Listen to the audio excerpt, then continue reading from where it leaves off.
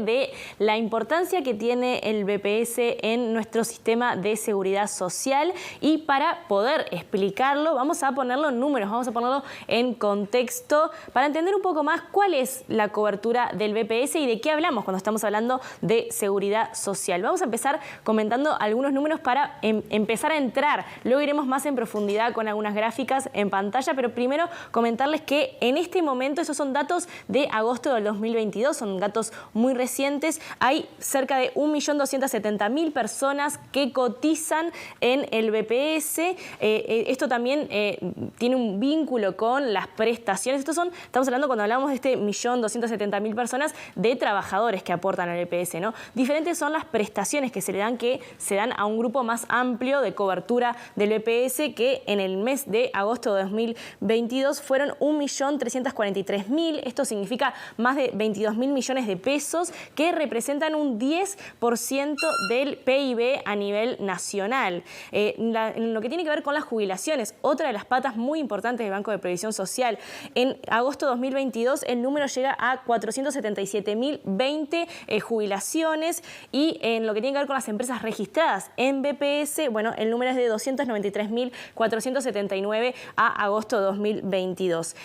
Mucho se ha hablado ahora, en este momento en el que se discute una reforma de la seguridad social, mucho se ha hablado sobre el vínculo entre estas prestaciones, es decir, el gasto que tiene el BPS y la recaudación. Escuchábamos al principio este gasto en prestaciones, que era de un 10% del PIB, y la recaudación de agosto de 2022 fue de 15.000 millones de pesos, que representa un 6% del PIB. ¿Cuáles son las prestaciones en las que se gasta dinero dentro del BPS? Bueno, es una amplísima variedad. Vamos a comentarles cuáles son. Están, como decíamos recientemente, están las jubilaciones, y también están las pensiones por sobrevivencia, que son aquellas que se le dan a las personas familiares de quienes aportaban al BPS y fallecieron, hijos, hijas, parejas, también muchas veces hermanos y hermanas. El subsidio por desempleo, muy discutido durante la pandemia con todo lo que sucedió, muy discutido, muy solicitado también, más conocido como seguro de paro. Las pensiones asistenciales, el subsidio por enfermedad, del que vamos a estar profundizando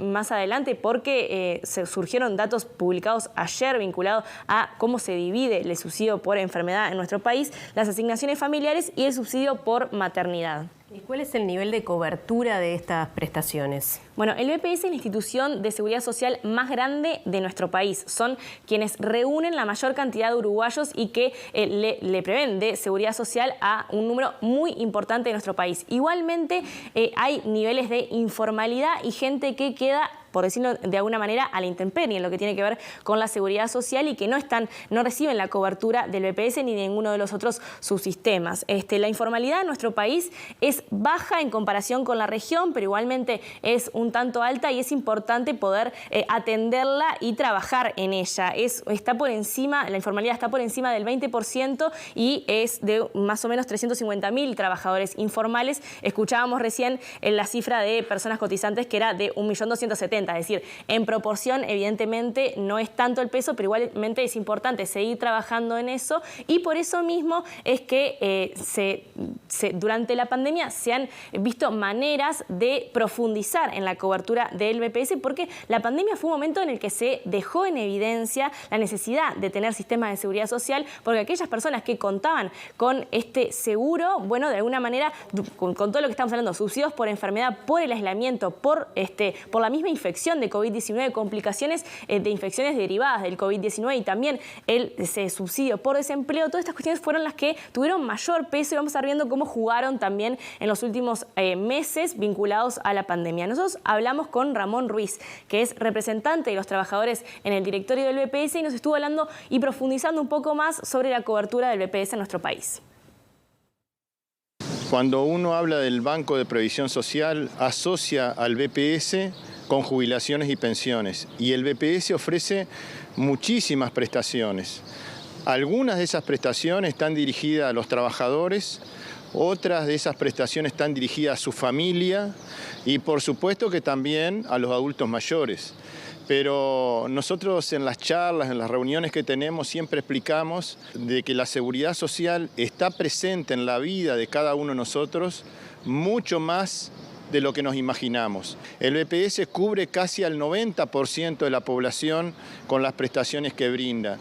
Y creo que es muy importante, ustedes tienen la información porque en la página del Banco de Previsión Social se muestran todos los números en cuanto a cobertura de las principales prestaciones que brindamos y no cabe ninguna duda que en ese sentido Uruguay tiene una muy buena cobertura de seguridad social si la comparamos con otros países.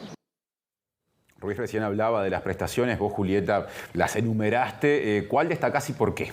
Bueno, vamos a hablar del subsidio por enfermedad, una que es muy importante porque, bueno, a todos quienes somos trabajadores, quizás algunas que tienen que ver con pensiones por discapacidad, cuestiones así, no son tan frecuentes, pero los subsidios por enfermedad están presentes en la vida de todos quienes trabajan. Entonces es importante conocerlos y además porque ayer salieron números nuevitos vinculados al mes de agosto de 2022 y a comparaciones de estos hacia atrás. Así que vamos a empezar a compartir en pantalla números vinculados a la seguridad social y en particular al subsidio por enfermedad. Aquí lo que estamos viendo es un año de subsidios por enfermedad. Comienza en agosto de 2021 y va hasta agosto de 2022. En agosto de 2022, el gasto por subsidio por enfermedad para las personas que están dentro del sistema del BPS fue de 791.118.111 pesos. Esta es una cifra bastante similar a la de agosto de 2021, que fue 779.205.886. Como pueden ver, y esto está vinculado a lo que estábamos hablando recién, hace unos segunditos, nada más, hay una suba bastante importante en enero y febrero de 2022. Y esto tiene una explicación y es justamente lo que veníamos mencionando anteriormente, que es el COVID-19. Ustedes recuerdan esos meses en el verano de este año que fueron bastante impactantes las cifras que tuvimos, y cuando podemos ver discriminado el tipo de subsidio por enfermedad que se vio, en estos meses sube muchísimo lo vinculado a COVID. Es decir, no hay demasiadas variaciones pasando eso, y ese es más o menos el gasto que se tiene en COVID, en subsidios por enfermedad dentro del sistema de BPS. En la siguiente placa vamos a compartir la distribución de los subsidios por enfermedad, pero en el mes de agosto y por edad. Miren, aquí está, hasta los 19 años, de 20 a 29, de 30 a 39 años, de 40 a 49, de 50 a 59 y 60 y más. La mayor cantidad de subsidios por desempleo se concentran en la franja entre 30 y 39 años, son 12.614 subsidios por enfermedad en esa área, y luego van, bueno, están las dos franjas que están por encima y por debajo, la de 20, 29 y 40 y 49, son las que también se reparten y se concentran mayor cantidad de subsidios, y las otras, bueno, van bajando en número. Y el último dato que queríamos compartir vinculado al subsidio por enfermedad tiene que ver con el género. Y esto es un dato bastante interesante porque si bien más del 50%, y es lo que vamos a ver en la siguiente placa, si bien más del 50% de las personas que cotizan, de los trabajadores que están inscriptos en BPS son hombres, en el subsidio para enfermedad la cuestión es bastante diferente. 59,9% de quienes solicitaron el subsidio por enfermedad en el agosto de 2022 fueron mujeres y 40,1% fueron hombres. Vinculado a todo esto, al subsidio por enfermedad, a lo que sucedió en la pandemia, a la diferente cantidad de prestaciones que da el Banco de Previsión Social, es que se comienza a hablar sobre la reforma de la seguridad social, y eso lo que genera es una discusión vinculada a cuál es la importancia, cuál debe ser el foco de esta reforma, y sobre eso fue que nos habló Ramón Ruiz. Una de las discrepancias que tenemos con la propuesta que presentó el presidente de la República a los partidos políticos es que esta reforma es una reforma jubilatoria. Y como decíamos al principio, la seguridad social es mucho más que jubilaciones y pensiones. Por lo tanto, una de las principales diferencias es que nosotros somos partidarios de que hay que, discutir el tema de la seguridad social en forma integral. Las jubilaciones y las pensiones son un tema importante, pero también hay que mirar hacia la primera infancia, donde tenemos serios problemas de pobreza. Eso implica no solamente hablar del aspecto jubilatorio, sino de hablar de una reforma integral del sistema de seguridad social. Por eso yo centraría en esto la principal diferencia que tenemos, y por supuesto que hay que discutir el tema del financiamiento, por supuesto que hay que discutir el tema de la sostenibilidad económica del sistema, pero eso también abre la oportunidad para discutir nuevas fuentes de financiamiento para la seguridad social.